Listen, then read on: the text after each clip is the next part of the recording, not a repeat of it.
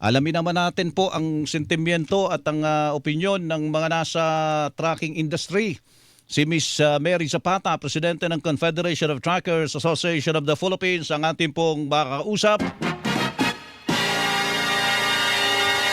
Ma'am Mary, magandang umaga po. Hello. Yes, Mr. Mel. Magandang Opo. umaga at sa lahat ng taga-subaybay. Ano po ba masasabi nyo? Ito, tsak na talagang next week po, ibang usapan. Mas malaki daw po magiging pagtaas ng presyo ng produktong petrolyo. Ano po ang epekto nito? Itong nangyayari na ito sa Middle East, sa paghigpit ng supply po ng petrolyo sa buong daigdig, sa larangan po ng trucking, yung mga logistics, yung mga naghahatid po ng mga produkto. Ma'am Mary.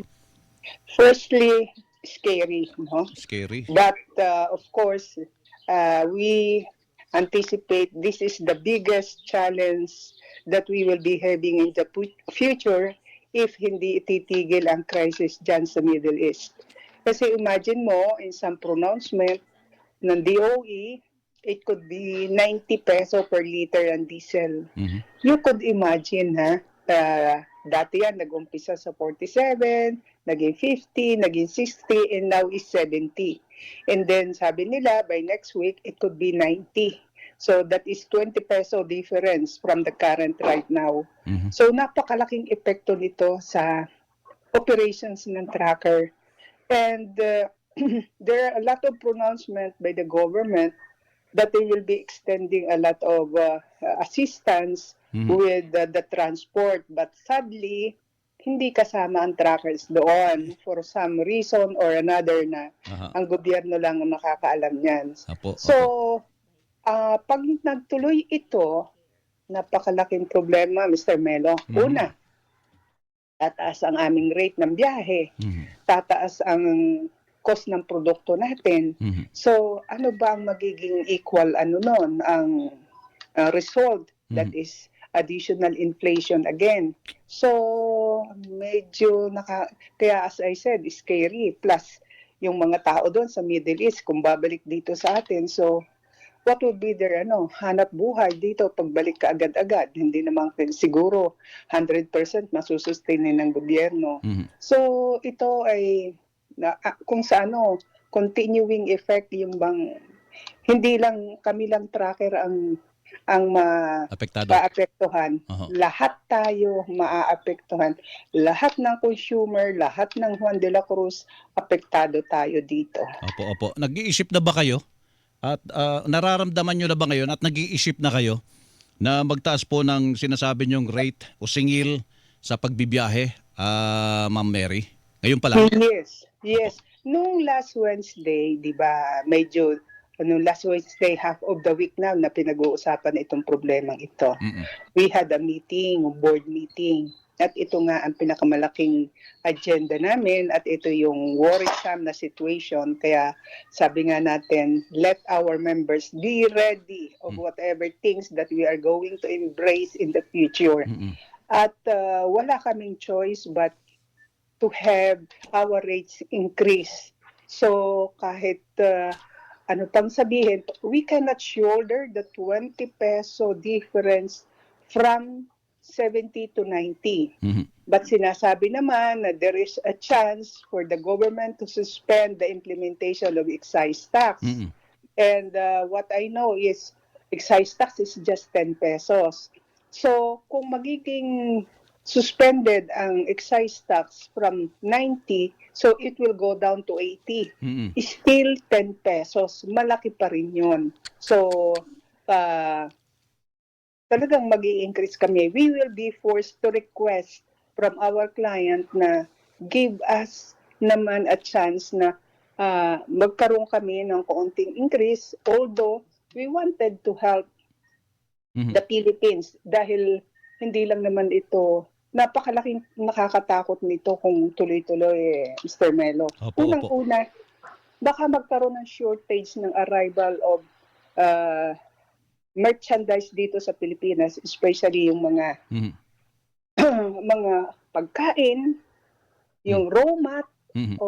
Imagine mo kung walang raw mat na dadating, apektado ang ating importation, apektado ang ating exportation, paano yung mga empleyado ron? So magkakaroon ng artificial shortage ng trabaho. So mawawalan na naman sila ng source of livelihood. Opo. So ito dapat talaga, we have to be open-minded Mm-mm. kung what will happen at para mapaghandaan at mapagtulong-tulungan. Opo. Ma'am Mary, may nabanggit kayo doon sa binabanggit nyong pwedeng itaas po, 90 pesos. 90 pesos nga binabanggit nyo eh. Mga sabi nyo, 20 pesos ang diferensya mula sa dating 70. 70. Opo.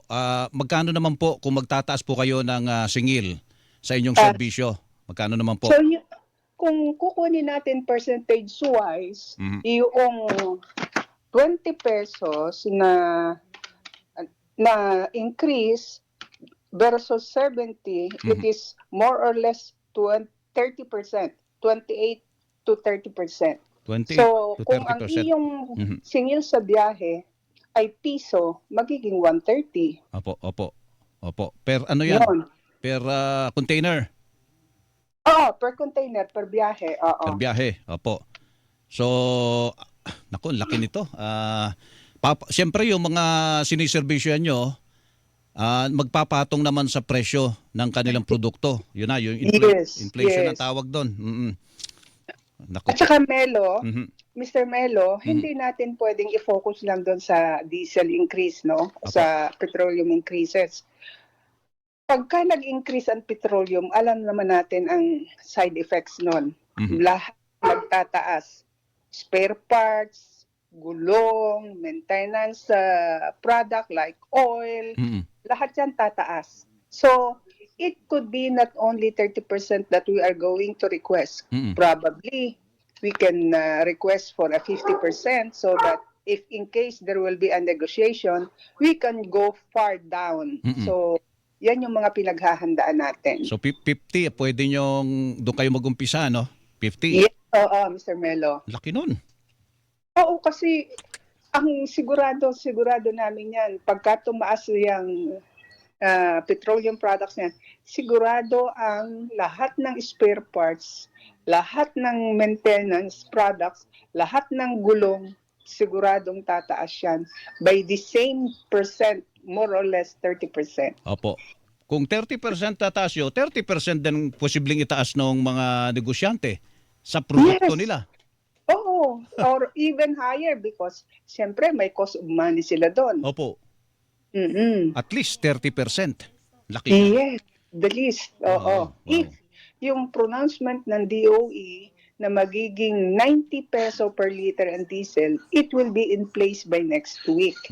Pero yun nga yung what we are praying for is sana magkaroon na ng normal life doon sa Middle East para yung hanap buhay natin dito sa Pilipinas, although napakahirap na naman kahit ngayon. Opo. Even without that crisis in Middle East, talaga namang, I don't know. Mahirap na talaga buhay eh. Mahirap ang hanap buhay dito sa atin ngayon. Ma'am, Especially for the SME, na sinasabi nga ng gobyerno na ang SME is 99% component ng lahat ng negosyo. At sinasabi nila na tutulungan ang SME pero hindi pa namin nararamdaman sa ngayon. Opo. Ma'am, yung sinasabi nyo kahit alisin yung excise tax, sama mo na yung value-added tax, hindi pa rin po mapipigilan na hindi kayo magtaas? Ganun po yung sinasabi nyo kanina? Yes. Kasi hindi naman yung isang halimbawa, di ba, sabi ko sa iyo, Opo. 20 peso difference, hindi naman yun ma-cross out totally.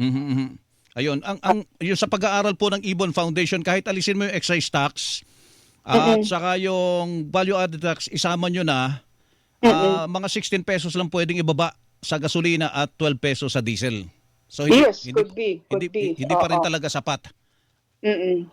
Dahil di pa natin alam ang mangyayari po sa mga darating na araw kung tatagal pa yung gulo sa Middle East. Baka linggo-linggo yan. Pinag-uusapan lang natin next week. Sa sunod na linggo, naku, mahaba pa to. Sige po. Without crisis nga, Mr. Melo, walang crisis. Every week naman may increases eh. Oo. Lalo na ngayon, mas malaki. Kaya lang ngayon, noticeable dahil magiging malaki. Opo. Sige po. Ma'am Mary, salamat po sa panahon at sa paliwanag. Magandang umaga po sa inyo.